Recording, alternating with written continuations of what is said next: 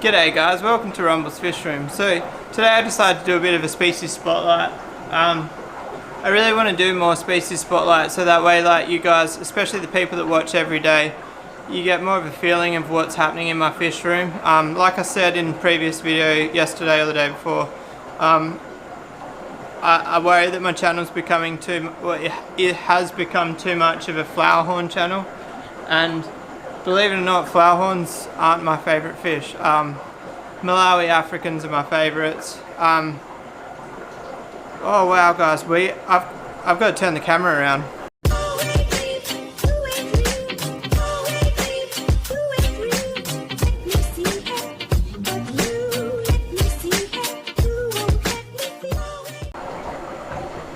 I hope I don't miss this guys. The dragon bloods were just spawning, and like I've just sat down to do a species spotlight on the dragon bloods. I can't believe it. See that? Ready? Here we go. That's insane. What are the chances? I've never got any of my Africans spawning on camera, so this is a first for me, and it just so happens to be the fish that I've been sitting here for 5 minutes watching them and thinking about what I'm going to say about these fish.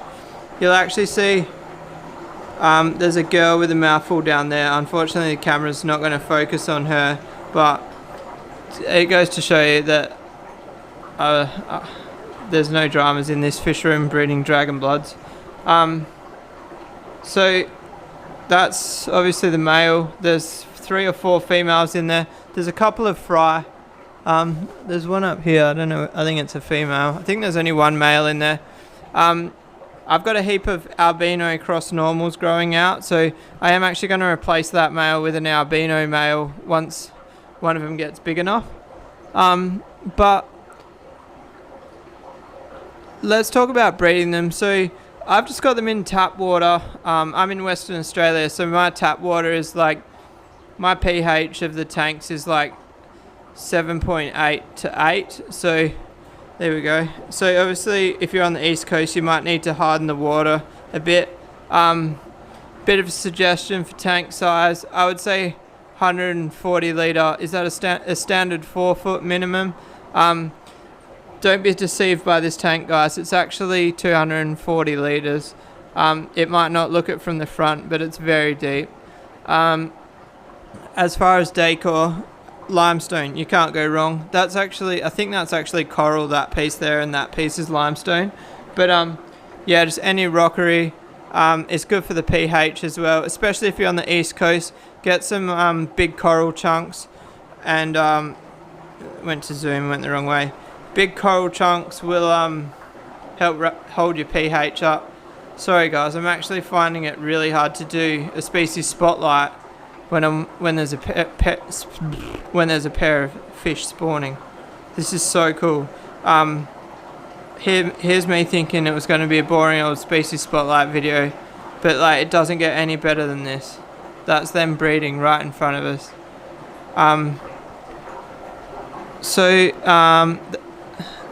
Lighting, you don't really need any lighting for these guys, just whatever you want to put on the tank for visual purposes. Water changes, I'd suggest 40 to 50% water change a week.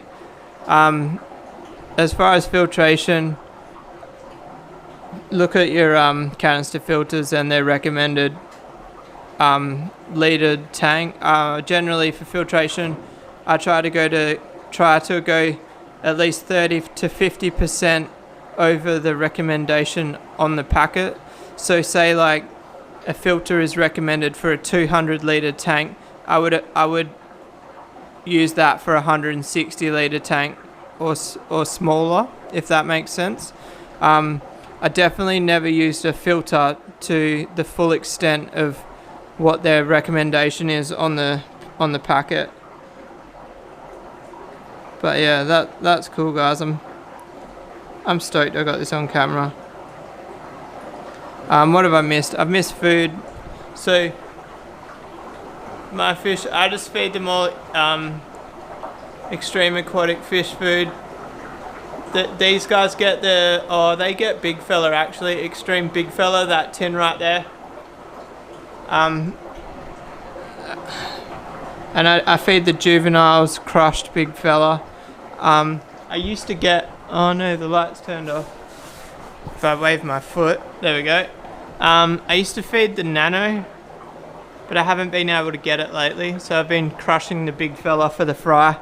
And then, like, if you want a suggestion for fry tanks, I would say anything around 50 litres. You can get the little 30 litres when they're really young, but I find that they're just a little bit too small. Anything smaller than, say, like a standard 2 foot, it's definitely the bigger the better for the fry. You'll be surprised how quick they grow and how big a tank you'll actually need.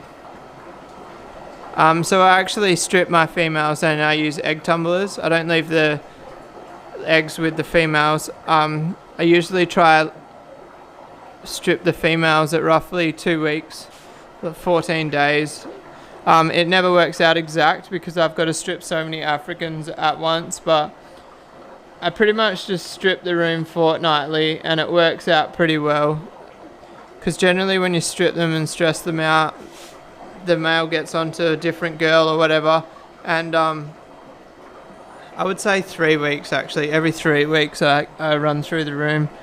In saying that, I haven't lately, but yeah, they're one of the easier African cichlids to breed. They're not too aggressive. You can see like the females have got all their fins and stuff, so they're not biting each other.